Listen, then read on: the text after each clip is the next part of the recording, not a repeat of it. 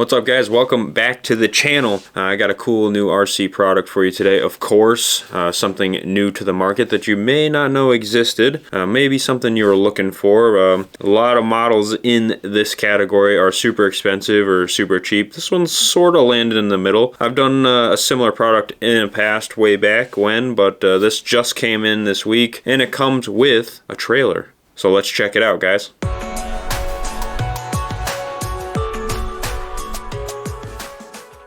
So here it is, guys. Comes in a big box. There it is. Western-Star triple axle day cab with Lowboy trailer. So big I can't even fit the whole thing in the shot. But we're gonna go ahead and just pop this baby right out of the box so you guys can see. Show you a couple of the features, show you what it's made out of. So we're gonna pop it out, play with it a little bit, see if it's something you guys are into. Let's check it out.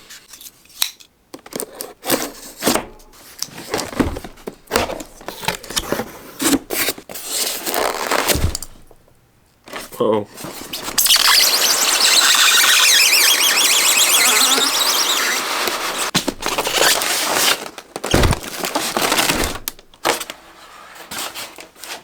And there we have it, guys. So we get when we split the packaging, all wrapped up in there. We've got a controller, battery charger, looks like some trailer pieces, the truck of course, and the trailer itself. Let's get them unpacked. Take a look at them. Guys, once you get everything unpacked, this is where we got here. Everything is out of the box here, so we do get a battery for the truck, battery for the remote, basic charger, controller. Nothing too crazy here. It's just kind of a plastic one. Kind of looks like some kind of video game controller. Nothing too crazy there, but it does the job. These look to be deck extensions, maybe for a wide load, as stated. So on the trailer here, they got grooves in the side, which I'm going to look at a little more. Go something like that on the side, so that's pretty cool. So I'm going to look at the trailer, or excuse me, I'm going to look at the truck first, then we're going to look at the trailer, then I will combine the two and see what it looks like. I'm going to throw the battery on charge while we talk about the other two pieces, so we can do a little driving demo. Alright, before we get too deep into it, guys, it does come with the instruction book here, which I'll show you real quick. It shows all the basic controls and functions and specs, so you guys can check that out. So I figure you guys want to see that a little bit. Pause it at any time there so you can check out the chart. The other side here, we got the truck and trailer. It is a true Lowboy, which you just saw before. All your basic functions and controls, lights, steering. Check all that out. Of course, I'm going to check all this out real time for you, but I figured a nice visual for you would be good. So let's check out the truck. Alright, guys, we got the truck here. Give you a quick run around on the truck as far as detail goes, then we'll talk about the construction a little bit. Detail looking pretty good. We got some chrome bits there, oversized load. Here's the front end. Sure my semi guys know which Western-Star, sorry about that, model this is. I'm not sure the exact model of the real truck, but it looks pretty cool and pretty new. Interior's pretty detailed. Steering wheel in there, logos everywhere, license logos. It is a regular, which I believe they call day cab, so don't yell at me too much. It does have the triple axle in the back. And there's your fifth wheel attachment. Looks like it has a servo for auto attach and unattach, which is pretty cool. We'll check that out. Back rack, looking pretty good. We'll do an undershot here. Talk about the underside for a minute. As far as the drivetrain goes, it appears that only the middle axle is driven, which is a little bit of a bummer, but is what it is. These ones here seem to just be free. And then the middle one has the driven motor in here, which is how the other truck was that I reviewed a while back, the blue Cascadia. Just got a fake drive shaft that goes nowhere. And then we have a center one that is just bolted on. It is not driven by the front of the truck. It is there just for show. And then, of course, no front wheel drive, but that was to be expected. So it is just that middle axle being driven for those who ask, and they look to be a single screw on them. I'm not sure how they're driven, so I don't know how they can get switched out. If to anything, they're probably just made for the truck, which is a little unfortunate. But what are you gonna do? Doors appear to be shut. cannot open the doors, but the detail work looks pretty good nonetheless. And I know the big question you're asking me, Tyler, what's it made out of? The cab is definitely plastic. The wheels are rubber, feel pretty good, little stiff, but they are rubber. It does have some weight to it, so I'm going to say the frame does have some die cast in it. It's a fairly heavy truck. So I'm going to say the frame has some metal supports in it. It looks like up underneath here, it is a metal chassis. But it's a little hard to tell, but the majority of it is plastic. Battery compartment, on-off switch. Looks like it's screwed on there. To open, probably end up just leaving the screw out of it, take the battery in and out because it is a rechargeable battery. So all in all, not a bad looking truck. Functionality, wish it had another driven axle on the back, but for the price, I guess you can't ask for too much, seeing as how the competition is Tamiya rigs, which I know I easily have $1,500 into just my truck alone.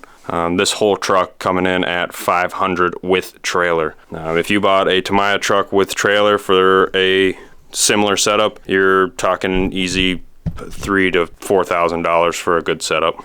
So we take what we can get here. All in all, not bad. Scale wise looks good. Let's check out that trailer. This is the trailer, the Lowboy trailer coming with it. Of course, this is actually a true Lowboy with the detachable neck here. The little ramps fold up and down here. It's got the genuine fake wood decking, of course. 3 axles here. Flip it over here so you can see the underside there. They are all just on these steel axles here. No suspension, it's just kind of solid. Oh, actually, it's got a little bit of a spring to it. I take that back. A little spring underneath, kind of the fake air ride underneath. Pretty basic, nothing going on here. Again, the weight of this is pretty solid. It could just be the weight of the wheels, but I'd be willing to bet underneath this plastic here there is kind of a metal frame rail of some kind, because it does have a pretty decent amount of weight to it. But the majority of the construction does appear to be plastic. It's a little hard to tell.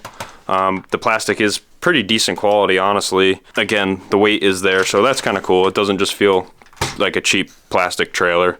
It's all there. Then it does have these cool side skirt extensions, which actually just click into place. I can probably do it with one hand. There's these little grooves on the side. They just click in like that. So that's pretty easy and pretty cool. Extends it out so you can fit a wide load on the side. And I'm going to set you down for a second, because to detach them, there are these little buttons here, here, and on the front. So to take the side off, you got to push the little button in and kind of lift up, but you kind of have to work your way down the trailer to get them off. But they do come out like so. They kind of just hitch into the side. Something I'll probably just leave in the trailer, just kind of clicks into place. I'll go ahead and throw the other side on. So that's a pretty cool feature, the extended rails. And of course up front we have the hitch or the neck. I'm not sure exactly what to call it there. And it does detach, of course. And right here you can see it's labeled up top. I don't know if you can catch that. It says detach and lock. So basically you just kind of push down on it and turn, push down, and it's just kind of spins this this nut into this groove over here. You can see it's got a couple pins sticking out the front, and then it kind of locks into there. The little ramps flip up like that. And then I'll see if I can get this hitch on there for you. It's got these, I'm guessing these attached to power the lights here, which we'll see in a second. You kind of push it on, and then push the lock down and turn it. And it's now attached to the trailer. Fits pretty good. It's got a little bit of play in it. The play is not really in the hitch though. The play is up here on these pins, which may or may not have been intentional. It probably was. Probably a little shock absorption for the truck. And then we got the hookups for the lights right here on the front. So that's pretty cool. Gives you kind of realistic looking kind of coil connection for the front. So all in all, pretty solid trailer. Looks like you can fit a decent sized piece of equipment on there. So let's go ahead and hook it up to the truck and see what it looks like.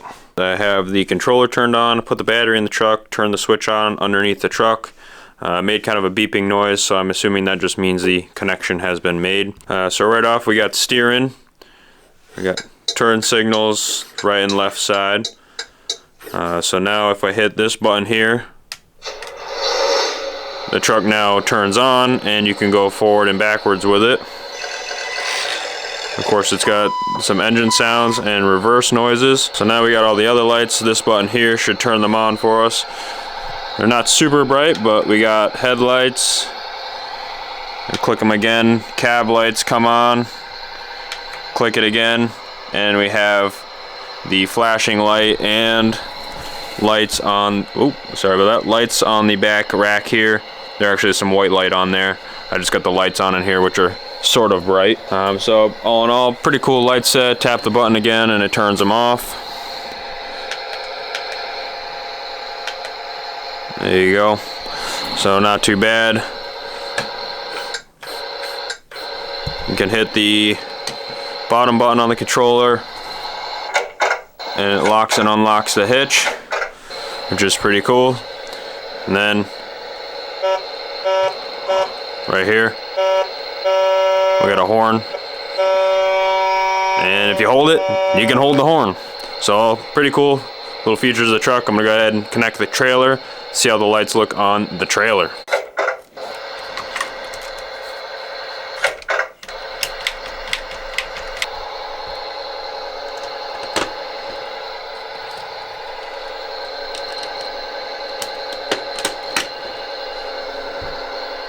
Alright, so once the trailer's hooked up on the controller, you have to hit the stick up like this, and it cycles through the tail lights. I don't know if my camera can pick it up.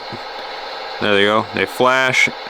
Then we got solid on, which turns the trailer lights on as well in the back. And then you can actually turn on the flashers if you flick it down, which turns the whole truck to flasher as well. But it does kill the engine sound, which is a little bit of a bummer, but it's okay. Flick it back down and we have full lights. I'm going to turn off the lights in the room real quick so you can see what it looks like completely dark. And there we have it. Lights are off in the room. Truck's running with lights on.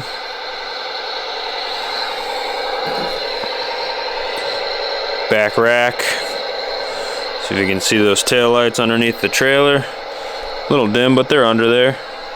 And the back of the trailer with the 3 lights in the back. And we'll flip on the hazards real quick so you can see what flashes.